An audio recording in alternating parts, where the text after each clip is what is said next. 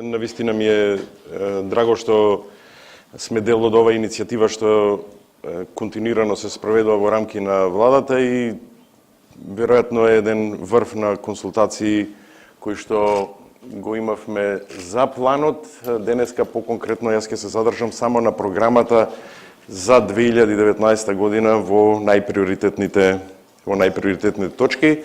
Планот си останува во својот обем онака како што и постоеше и усвоен од владата, зборувам за планот, не за програмата.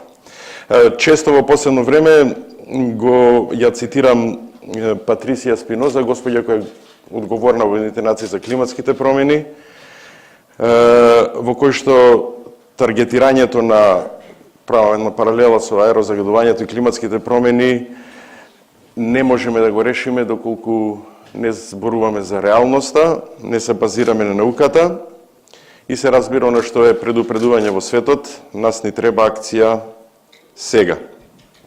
Програмата за 2019 година се базира на 4 компоненти. Првата е директно справување со изворите на загадување. Втората компонента е креирање на јавна свест од предучилишна до пензионерска возраст. Третата компонента се промени во законите кои што се неопходни за да може да дополнително ги оствариме програмата да ги оствари своите цели. И четвртата компонента имплементација на платформа за координација и следење на реализација на програмата. Целта на програмата во 2019 година е како да стигнеме до повеќе корисници кои што нема да загадуваат. Да повторам, граѓаните не сакаат голем дел од нив да загадуваат. За жал, социјалниот статус е таков каков што е. Она што е наша обврска е како да понудиме алтернатива. И тоа е задача на програмата за намалување на аерозагадувањето. Ние сметаме дека да стигнеме до повеќе корисници кои што нема да загадуваат или екокорисници, вака условно кажано, ни требаат јавни кампањи, ни треба измена во законите, ни треба партнерство со компаниите кои што произведуваат еколошки извори на загадување и се разбира треба да обезбедиме финансиски механизми. Компонентата 1, односно мерките за директно справување со загадувањето, има 4 подактивности. Замена на неефикасните печки во домаќинствата.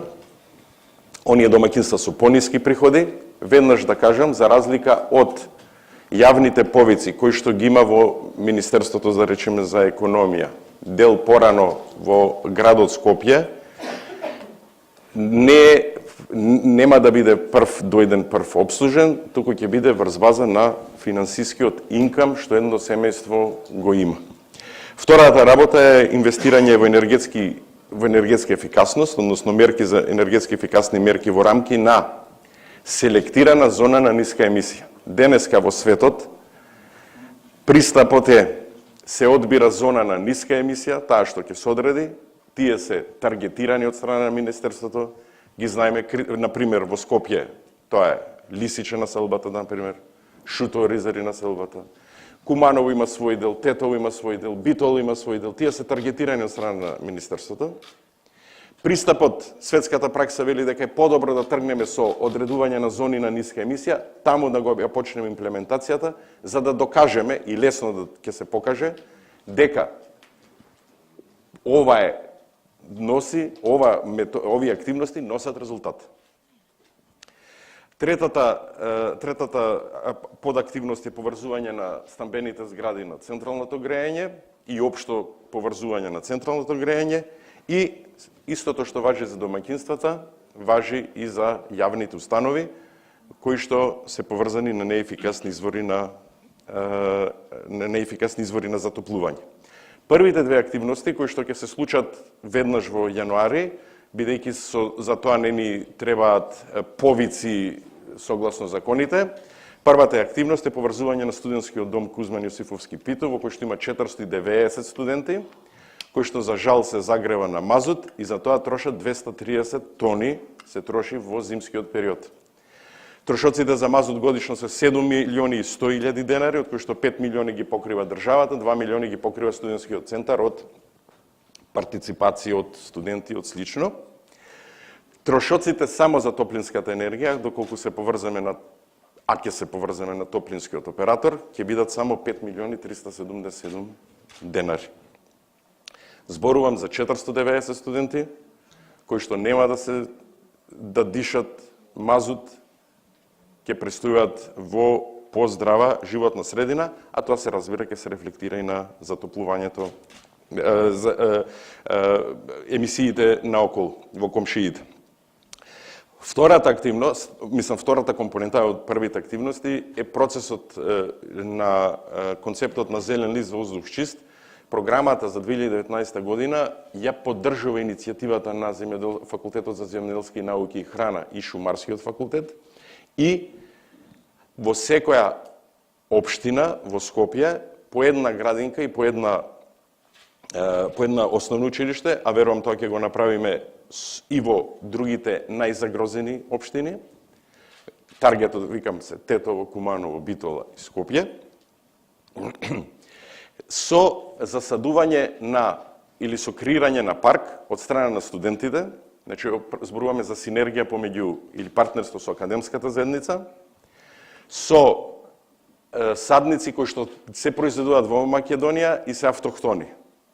Значи нема да се увезуваат болни, скапи дрва, туку ќе се искористат сите што се од опитното поле на нивниот кампус, кој што е 63 хектари. Идејата е предност да имаат градинките и училиштата кои што се граничат со, например, сообраќајници. Кој ќе влезете во Скопје, во Газибаба, кога влегувате од десна страна како е патот, имате само една ограда што е прозрачна, железна, но е прозрачна и има градинка.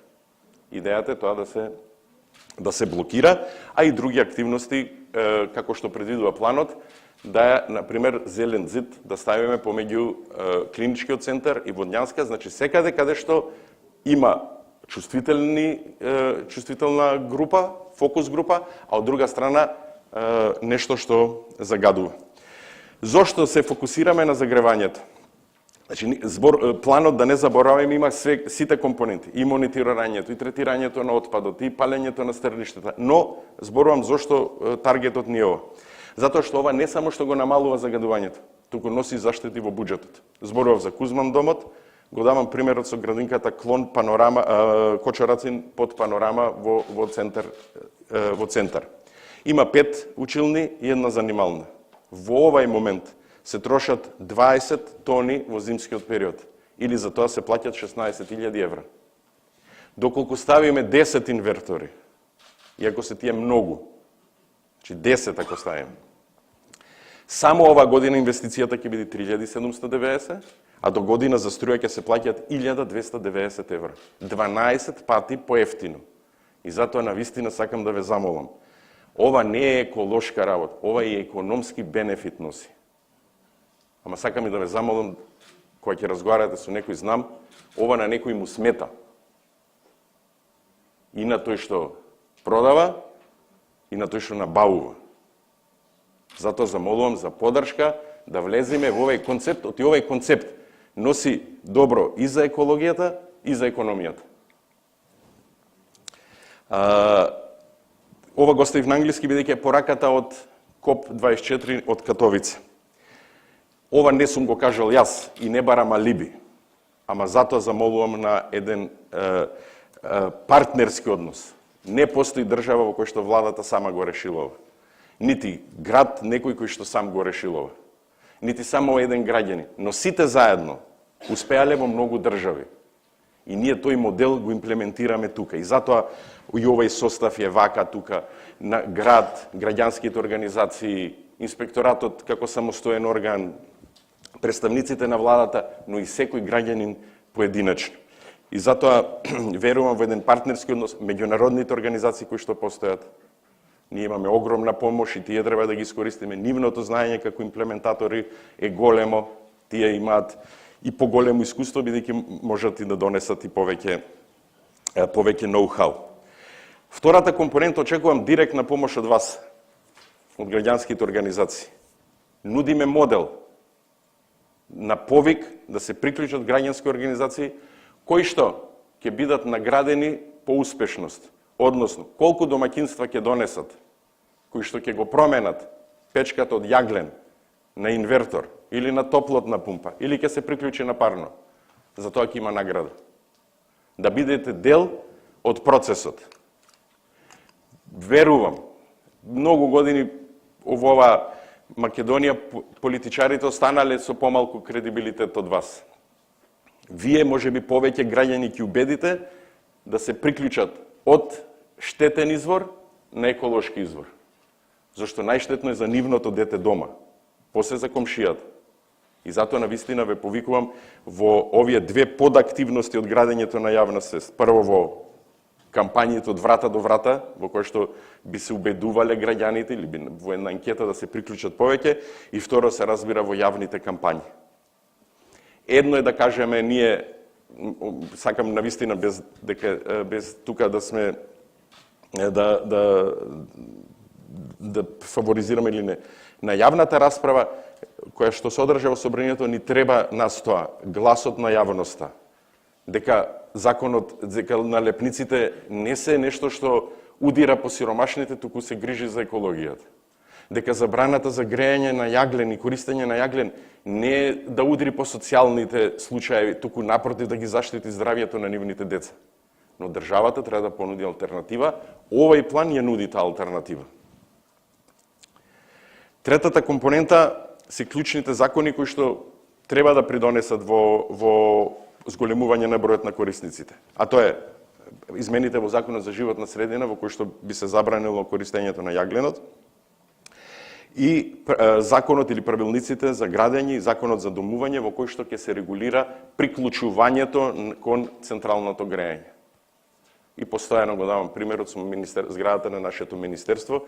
Греот е зграда изградена врз во центар на градот, каде што има топлотна инфраструктура да не биде поврзана на централното грејање.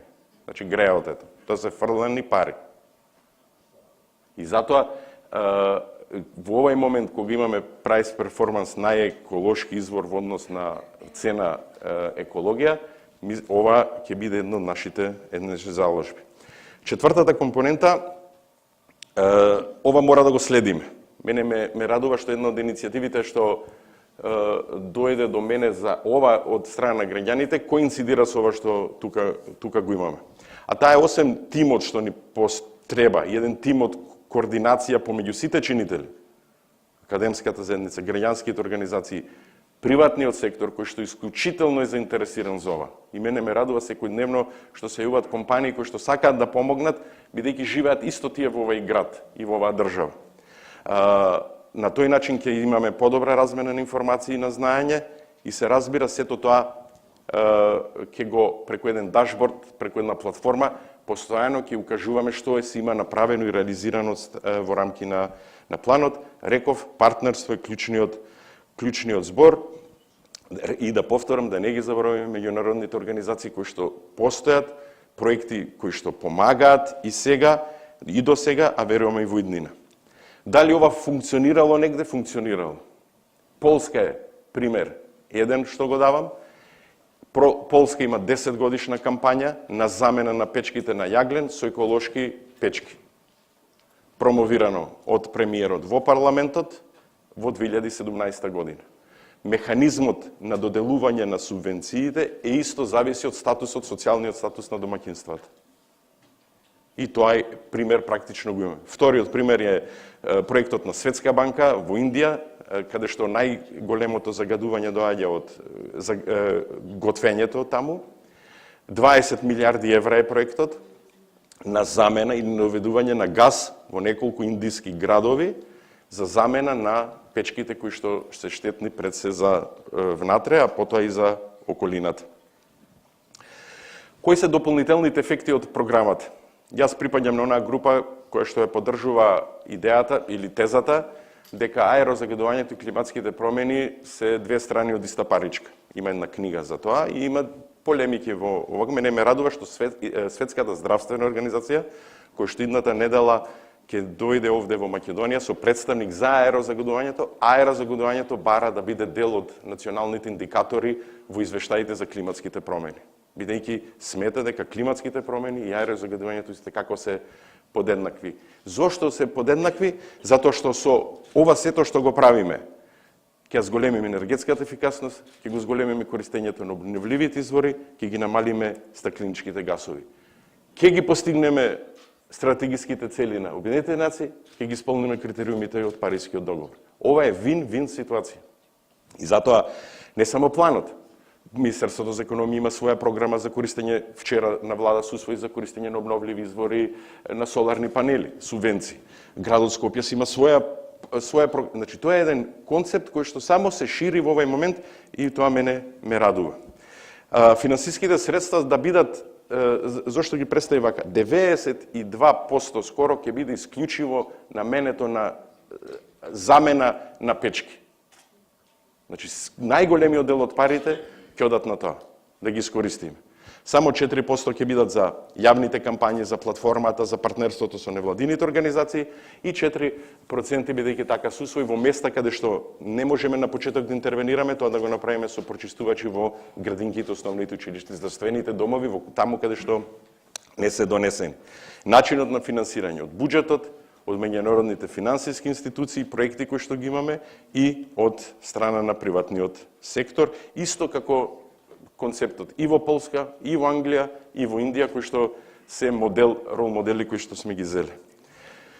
Уште во јануар сега, верувам идната недела ќе се усвои програмата, ќе го представиме дизајнот и финансиските инструменти, ова што зборував за партнерство со граѓанските организации, ќе упатиме повик оние што сакаат да учествуваат во процесот и ова ќе биде континуиран процес кој ќе почне веднаш.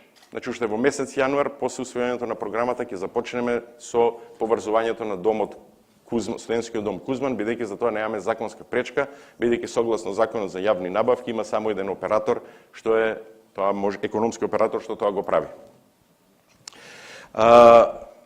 Еве, можеби повеќе од 10 минути зборував. Навистина, сакам да ве уверам дека ова ќе донесе решение и верувам дека во еден партнерски однос ќе можеме да, после првата година, да се пофалиме, овој двогодишен план, овие средства и активности се само оваа година, ќе можеме да се пофалиме дека има резултати и на тој начин ќе мобилизираме и повеќе средства и повеќе логистика во процесот на справување со еден од најголемите предизвици во Република Македонија, тоа е аерозагадувањето. Благодарам.